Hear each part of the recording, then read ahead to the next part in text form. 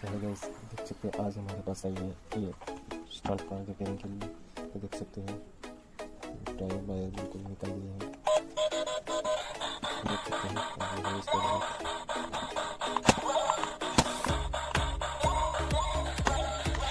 वैसे कुछ नहीं रहा, बिल्कुल आगे पीछे हो रहा है।